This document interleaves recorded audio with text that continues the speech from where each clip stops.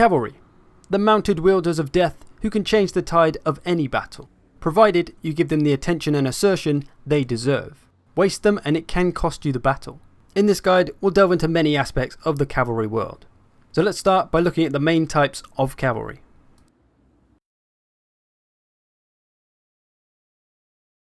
So there's three main types of cavalry. Missile or skirmisher cavalry, lightly armoured, fast and capable of long-range missile combat. Melee cavalry, well armoured, typically using short weapons like swords and designed for prolonged combat. And shock cavalry, units designed to charge in for hit and runs, typically using polearms like halberds and lances. Missile cav is of course designed to avoid any kind of melee combat. Their advantage is that they can stay out of range while still doing damage and getting kills against enemy units. They're typically too fast to catch, but if there is something that can catch them, they do have to be very careful. While they're not going to rack up a ton of kills, they are great for doing extra damage and simply annoying the enemy and giving them something else to think about. They do have to be careful however, as missile infantry units will typically tear them apart because of their low armour, so I wouldn't advise trying to trade fire with infantry missile units. However, you can set your missile cav to melee mode and get them to run down the skirmishers in melee. Depending on your cav and the enemy's missile units, this may or may not be a good idea. The other two types of cavalry, melee cavalry and shock cavalry, can sometimes be confused for each other. You can tell the difference by what's under their unit name. If it just says cavalry, it means they're a melee cavalry. In previous Total War games, they were called melee cavalry. I don't know why they're not in this one, but that's how it goes. And shock cavalry are called, well, shock cavalry. But there's subtle differences between the two units stat-wise, which means they have to be used quite differently. Melee cavalry can stay in combat and survive, while shock cavalry isn't great in prolonged combat but will do a lot of damage on its initial charge. The difference being the melee defense. Melee cavalry typically have higher melee defense than shock cavalry. These Chaos Knights, 50 melee defense, that's pretty huge, so they're great at avoiding damage. The Chaos Knights with lances, who are a more expensive unit by the way, only have 34 melee defense. So while that's still a good amount of melee defense, it's not as good as the regular Chaos Knights. The other big difference is the charge bonus. Shock cavalry will have a much higher charge bonus than melee cavalry. The melee cav charge isn't bad, but it's about half of what the shock cavalry is. So shock cavalry is designed to use that charge bonus to its advantage by repeatedly charging. Melee cav can charge into combat and stay there for a while without taking too much damage and still being able to dish out a fair amount of damage themselves. Most cavalries in Total War Warhammer though are shock cavalries. So melee cav can be left in a prolonged fight with infantry units, or against other cavalries, provided that they can avoid the charge. If they take the charge, it may even the odds and make it harder for them to win a prolonged melee battle. Shock cavalry needs to charge in, hit hard to do their damage, and then retreat and get out of there before the enemy has too much time to do any damage to them. The longer you spend in prolonged combat, the more damage they're going to take because of that lower melee defense for most shock cavalry units. Now there is one type of unit that cavalry needs to avoid at all costs. That unit is anti-large units, typically spearmen. There are other factions that have different kinds of units, like the Greenskins have Orc Biggins, the Dwarves have Slayers, but for the most part, spearmen are the ones you need to avoid. I see too many people charging their cavalry into spearmen and then leaving them there. It's literally the worst thing you can do with your cavalry. If you've seen any of my previous videos, you've heard me bang on about this a lot. I'm sorry if you're having to hear it again, but the point needs to be made because it still happens a lot. And it's not that you can't ever touch spearmen with cavalry, it's just that you have to touch them in certain ways. Don't make that weird. So most spearmen units have two things that make them effective against cavalry and other large units. In their weapon strength, they have a stat called bonus versus large. This is additional damage that they'll do to larger units like cavalry and monsters. They also have an ability called charge defense against large foes. This means that when they're stood still, they don't take charge bonus damage.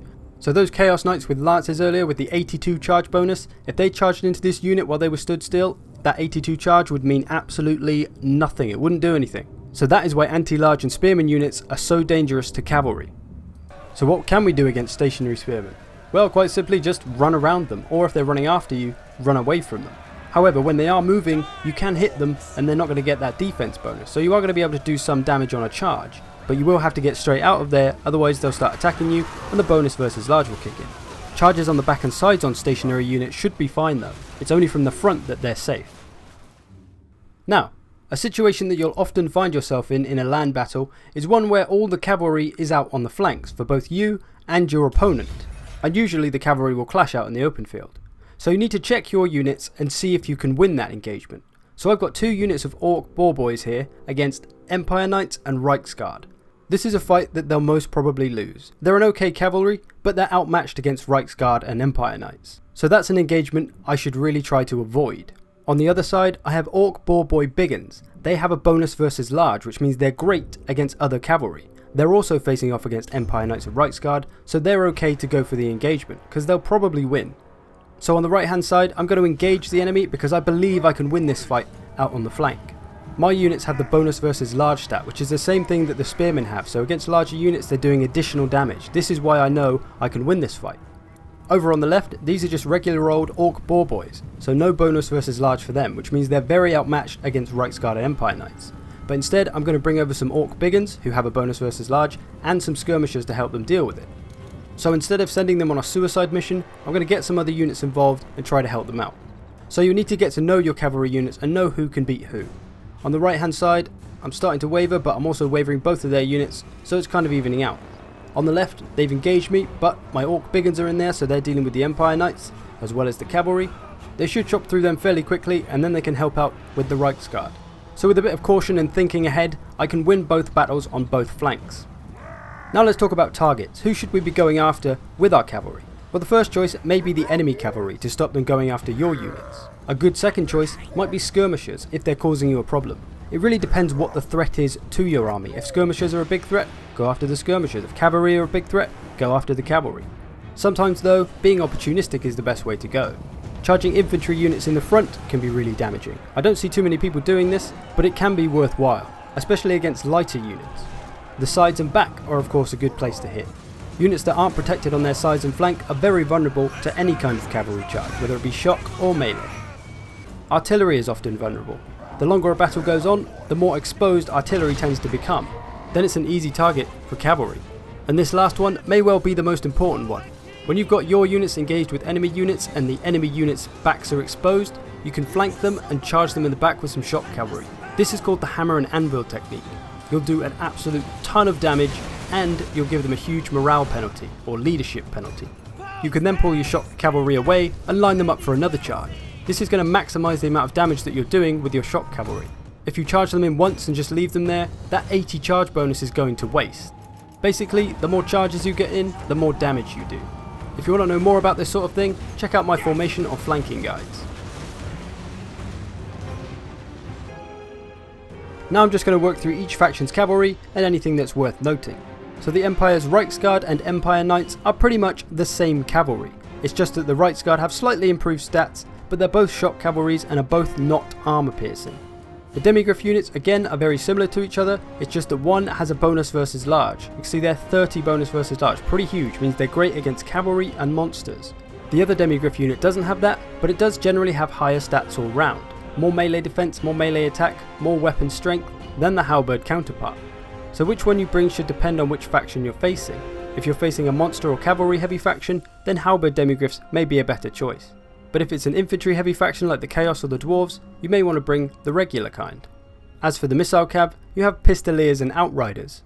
You have the grenade launcher Outriders, who are better against lightly armoured units. They don't really do too much against heavily armoured units. Then you have the Outriders, which have armour piercing. These are the ones that are good against heavily armoured units. Then you have the Pistoliers, who are very similar to the Outriders, they just have less range and are not armour piercing. So, like the Demigryphs and like all of these are going to be, which one you should bring depends on the faction you're facing.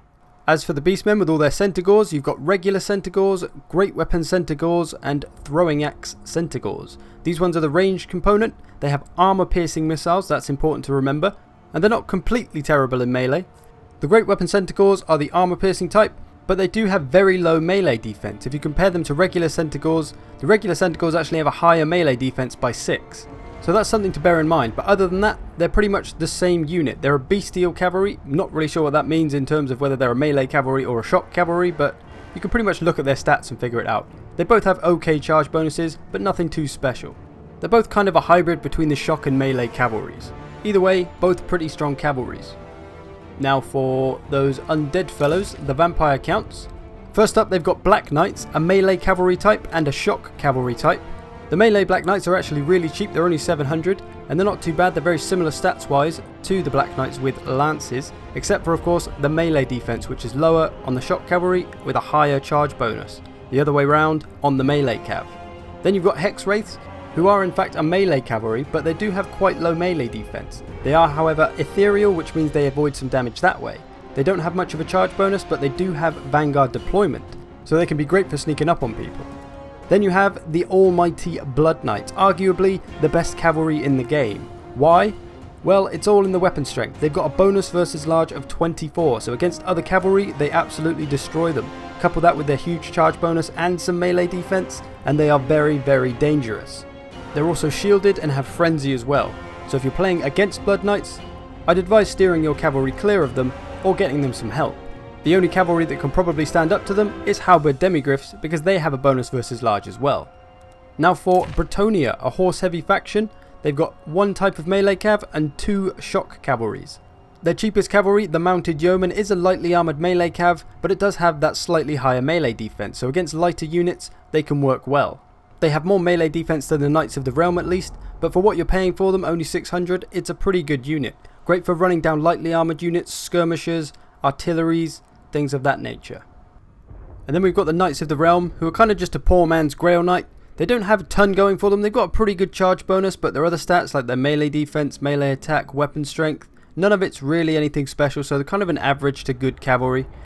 Then there is of course the almighty Grail Knights, who have a really high melee attack, which is also magical, good weapon strength, although not armor piercing. Their charge bonus is of course humongous, as they are a shock cavalry, but the thing about them is that they have really high melee defense. This is great because when you charge them in, it means they're not going to take a ton of damage when you're pulling them away, meaning you can get more charges in with them. Then we have the Mounted Yeoman Archers, who are the skirmisher cav. They don't have a shield, so they're very susceptible to missiles. They have pretty good range and damage, but with a 10-second reload time, it limits their damage output. How it takes them 10 seconds to reload a bow, I'll never know. Then we have the Pegasus Knights, who are of course a flying cavalry. They're kind of overpriced for what you get, 1200 for only really high weapon strength and a good charge bonus, and the flying. I'd use them like a shock cavalry, great for the hammer and anvil tactic, great for picking off routing units, great for taking out skirmishers or artillery, but leaving them in prolonged combat, not a good idea. The Dwarves of course don't have any cavalry, so nothing to do with them. The Warriors of Chaos have two types of cavalry. These are the ones we looked at earlier, Chaos Knights and Chaos Knights with lances. Very similar cavalries, just one is designed as a melee cav, one is designed as a shock cav, one has high melee defense, one has a massive charge bonus. And while they are both great cavalries, they're both frickin' expensive, like everything on the Chaos Warriors, so being able to bring a good amount of these guys is difficult. But if you can, they can be very dangerous if you get them in the right situations, although neither of them are armor piercing, so that's something to keep in mind. The melee defense of the Lance version isn't bad, like I said earlier, so they can hang in melee combat a little bit, but not too long. And finally, on the Chaos Warriors, they have two units of Skirmisher Cav. They're both very similar. The only real difference is that one of them is armor piercing, one of them is not. So depending on who you're facing, that's going to dictate which one you bring. Or if you bring one of each, you can deal with everyone. And that is the Chaos Warriors roster of cavalry. And lastly, we have the Greenskins, who have a pretty wide variety of cavalry. Spiders, boars, wolves, you name it. The most expensive being Savage Boar Biggins, who, while they do have an utterly atrocious melee defense of 10, they do have pretty good weapon strength and a charge bonus, and they are armor piercing. And of course they're bigger and harder, which means they're going to get a little bit of damage resistance, but these guys really can't be left in prolonged combat. Charge those expensive units like Great Swords and Chosen, and they're going to do a lot of damage because of their armor piercing. Now, probably the most notable of the Greenskin cavalry is the Orc Boar Boy Biggins. They are a shock cavalry, so they of course have a pretty good charge bonus and terrible melee defense, but as I mentioned earlier, they have a dark secret of bonus versus large. This is additional damage they do to other cavalries, monsters, etc. While it's only a bonus of 12, that still adds up, so it's a great advantage for them against other cavalries. Other than that, their melee attack isn't great and they don't have a shield, but they do have a little bit of armor, so they're not too bad all round. Savage Orc Boar Boys are basically the same as the Biggin variety, just lesser in stats. Then Orc Boar Boys are very average cavalry. They got armor piercing and a shield and a charge bonus, but not a lot else. Now, Forest Goblin Spider Riders actually have the highest melee defense of any of these cavalries. They got 30, and that's because they are a melee cavalry. They are poison as well, so they can make a great support unit. Mix them in with some shock cavalry and they're really going to help them out. This poison could even the odds if you're using cheaper cavalries. Then lastly, Goblin Wolf Riders are melee cavalry, and they're very, very fast, so they're great for running down things like skirmishers, skirmisher cav, artillery. Their stats are nothing fantastic, but like I say, Going after lightly armoured units, they can really mess them up. Against armour, they are pretty useless though. Now for a couple of types of skirmisher cavalry, they've got forest goblin spider rider archers, who are for all intensive purposes a skirmisher cav, but they are poisoned, so they can be great for supporting units again. Get them behind some units that are engaged with your unit, shoot them in the back, they'll bring down the stats while your infantry is fighting them. That can really be helpful. Goblin wolf rider archers, again just a typical skirmisher cav, no armour piercing. Honestly, for the amount of damage they do in a 7-second reload time, they're probably just not even worth it, to be honest. So that's all your cavalries. Now for a few other little things just to keep in mind. Be aware of the speed of your units. These 73 Black Knights, if they were chasing these 66 speed Empire Knights, they would catch them. So keep speed in mind whether you're chasing or being chased. Vanguard deployment is a powerful tool. It's mostly held by skirmisher cavs, but there are some melee cavs and shot cavs that have it, like the Beastman Cavalry or Hex Wraiths. You could use skirmisher cav to just fire and do a bit of damage on the enemy, or you could wait for the right opportunity. You could maybe get into skirmishers with melee cav or artillery if it gets left alone and isolated. Great for giving the enemy something extra to think about and causing panic. The width of your cavalry unit can make a big difference. When you have quite a short front line like this, there's only 9 men at the front, which means there's going to be 9 units that get their charge bonus in for sure. The other units may just plough into the back of each other and not really hit any enemies and thus not get their charge bonus. So that can be kind of wasteful if it's attacking a long line of troops or a long line of cavalry. If you make them wide, you have a much longer front line, which means a lot more troops getting their charge bonuses. So keep this in mind when charging into things, whether it be infantry or other cavalries. Running is not charging. If you're running through a unit, you're not getting your charge bonus. I've got 2 units here, one is going to run through and one is going to be charging at the unit. So this one is running through, you can see the yellow arrow. You'll see the enemy health is not affected at all. No charge bonus was taken there. On the other side, the enemy has taken a charge bonus damage because I clicked the attack order on them. When a unit charges, its animation changes from running to charging. So make sure you're clicking on the units you want to attack, not past them. Certain enemy infantry units have special abilities. The dwarves have charge defense against large foes. This is the same thing that spearmen have on other factions. So if you see these guys, longbeards, dwarf warriors, don't charge into them. Your charge bonus isn't going to count unless you hit them from the back and sides. On the vampires, the Terrorgeist is actually anti-large. You might think it's just designed for destroying infantry because it's a massive dragon, but it actually has a bonus versus large, which means it's great against other monsters, cavalry somewhat, other monsters. It does have low leadership though, so you do have to be careful with it. The greenskins, as I mentioned earlier, Orc Biggins are their anti-large units. Their spearmen don't have a bonus versus large. It's the Orc Biggins that have the bonus versus large. So watch out for Orc Biggins if you're facing the greenskins with your cavalry. Same goes for Savage Orc Biggins. Now I'm going to give you a few random situations of cavalry in battles. So first one here, I've got my Blood Knights and I've seen some non-halberd demigryphs sat in some trees away from the rest of their army. That's a fight I believe I can win because I have that bonus versus large. So I'm going to chase them down. I'm going to use these bats here to stop them from running away. That's going to tie them up and it's going to allow my Blood Knights to get into them and hopefully get a charge bonus in. He does pull them away though and he does get a little bit of a charge back on me, but I am going to get the better charge.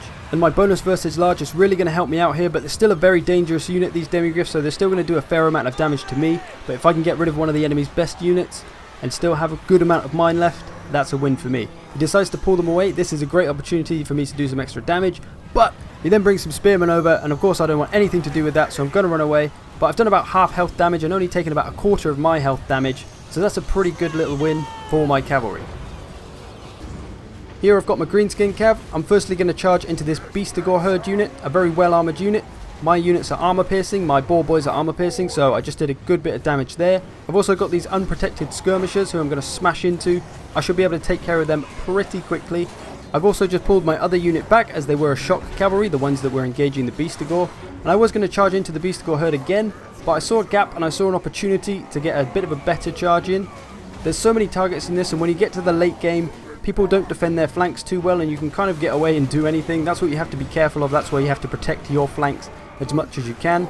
So I've seen this gap here and there's a beautiful line of enemy troops with their backs exposed. 2 units here, both very beaten up. Their leadership's going to be low, so charges in the rear is going to get rid of them pretty quick. Here's one of my units coming in. I'm going to bring both my 2 units in. The other one comes in now on the left. Smash. Those 2 units are going to be done very quickly. Here I'm going to do something that people seem to be afraid to do, and that's simply charging units in the front. Unless it's a spear unit stood still, it's okay to charge units in the front. You don't always have to hit them in the back or sides. Here I've just lined up my Grail Knights against Chaos Marauders, who are taking a bit of other damage from other places, but one charge from the Grail Knights and these units are all but done. Half the health is gone and they're wavering already. So charge lightly armoured units in the front because it will mess their shit up, basically. Here I've got myself some skirmisher axe throwers on the beastmen. I'm facing off against the beastmen. I'm just starting to move up because I haven't seen any skirmishers on this side. The beastmen skirmishers can be invisible though, they do have stalks, so you do have to be careful. I was approaching cautiously. I was going to try and attack these gore herd just to try and do a little bit of damage. And while these units are armor piercing, my axe throwing unit is armor piercing, the gore herd don't have armor, so it's not the best matchup for me, but to try and find an armored unit is probably too risky, so I'm just going to go with the opportunity here. Because there's no skirmishers on this side, there's literally nothing they can do to me. His gore herd are too slow to catch me, and the Minotaur sure as hell aren't going to catch me. His cavalry are not on this side, so he literally just has to sit there and take the damage. Look for the weak part of an enemy's army where they can't fight back, where there's no skirmishers, where there's slow cavalry or no cavalry, and you can just keep wearing enemy units down and there's nothing they can do about it. I personally wouldn't recommend bringing any more than 1 or 2 units of skirmisher cavalry. I've seen people try to bring a lot of skirmisher cavalry and try to use it in certain ways and do certain things, but it never seems to work. Skirmisher cavalry just isn't that great in this game. I think it's because the reload time is too slow and their damage isn't high enough and they don't have a lot of armor. They're really not worth spending all your money on. In this one I've just done some hefty flanking with my Blood Knights and my Direwolves, and I was going to get the Direwolves after the skirmishers, but my enemy has smartly cast Net of Amantok on my Blood Knights. He was then going to charge his Rights Guard into my Blood Knights and get his charge bonus while I couldn't get mine. So a very clever move, but luckily I had my Direwolves there, and instead of sending them after the skirmishers, I sent them to stop the Rights Guard charge, which bought me enough time to get my Blood Knights free so that they could at least get a charge back on the Rights Guard. But because my enemy wasn't watching, after his units defeated my wolves, they just sat there, which meant I was able to charge into them with my Blood Knights and get a charge on him when he didn't get a charge on me. So a small victory there, a little bit of luck though, having my Direwolves in the right place at the right time. Now this one here is my ally, who's playing as the Vampires, and he's about to get charged by some green-skinned Savage Orc Boar Boy Biggins, a heavily armoured unit getting charged by an armour-piercing unit, so that seems like a good matchup. The opponent then leaves them in prolonged combat, which is not, of course, the best idea because they are a shock cavalry, and it sounds like this guy knows what he's doing at this point, but then he goes and charges his other units into the Spearmen, who of course have the charge defense, so they took no damage from that, and they have a bonus versus large.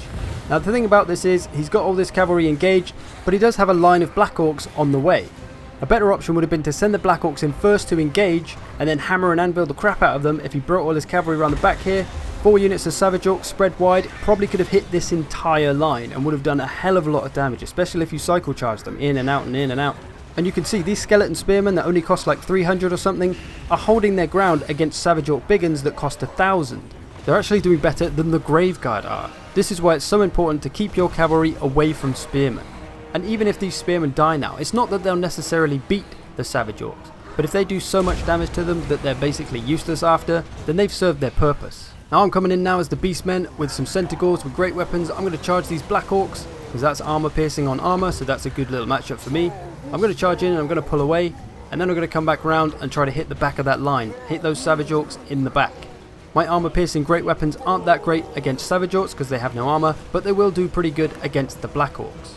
So there's a bunch of random situations and displays of how things can go down.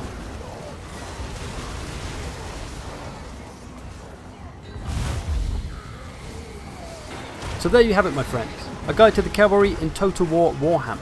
The cavalry advantage is a great one to have, so do your best not to squander it.